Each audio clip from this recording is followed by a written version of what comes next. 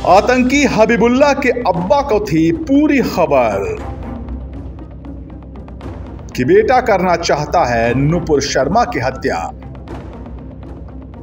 पिता करवाना चाहते थे बेटे का सरेंडर, मगर एटीएस की गिरफ्त में आ गया हबीबुल।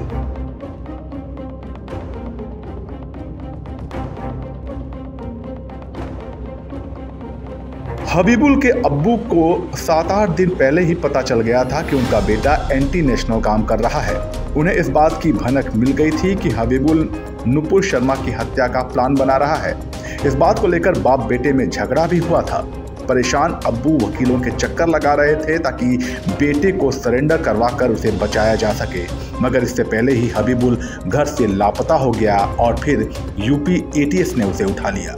यूपी के फतेहपुर से गिरफ्तार आतंकी हबीबुल के काले कारनामों का ये आंखों देखा हाल मीडिया को बताया है उसी के एक दोस्त ने, जिसके मुताबिक आतंकी हबीबुल के पिता को उसकी गिरफ्तारी के हफ्ता भर पहले ही सच्चाई का पता चल चुका था, जिसके बाद परेशान बाप ने बेटे को बचाने की जी तोड़ कोशिश भी की, मगर कामयाब न हो पाए।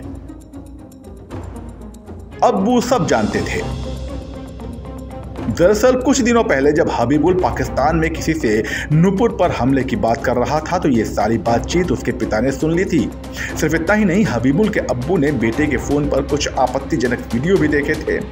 हबीबुल की दोस्त की माने तो हबीबुल की हरकत का पता चलने के बाद उसके पिता ने उससे कई बार ये पूछा कि वो किससे बात कर रहा है, मगर हबीबुल ने जवाब देने के बजाय पिता से फोन छीन लिया, जिसके बाद गुस्से में आकर अब्बू ने फोन जमीन पर पटक कर तोड़ दिया। बाप बेटे के बीच करीब 2.5 घंटे तक झगड़ा चलता रहा।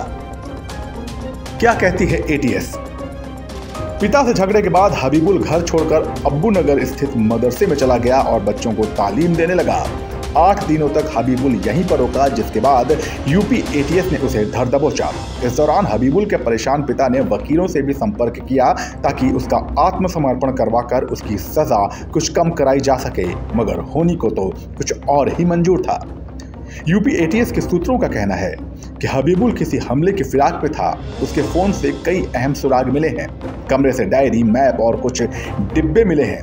उसके पास लाल, हरे, काले और नीले कलर के 4 पेन भी मिले थे। हबीबुल के साथ कई और लड़कों को भी उठाया गया था, मगर सबूत न होने की वजह से उन्हें छोड़ दिया गया। पापा का क्या कहना है? उधर हबीबुल के दोस्त के दावे से उलट उसके पिता जफरुल इस्लाम का कहना है कि उसकी बेटे के साथ कोई लड़ाई हुई जरूर थी, मगर किसी आतंकी गतिविधि की वजह से नहीं, बल्कि पढ़ाई के लिए ही डांट डपट हुई थी। जवाब देने पर उन्होंने बेटे की पिटाई भी की थी।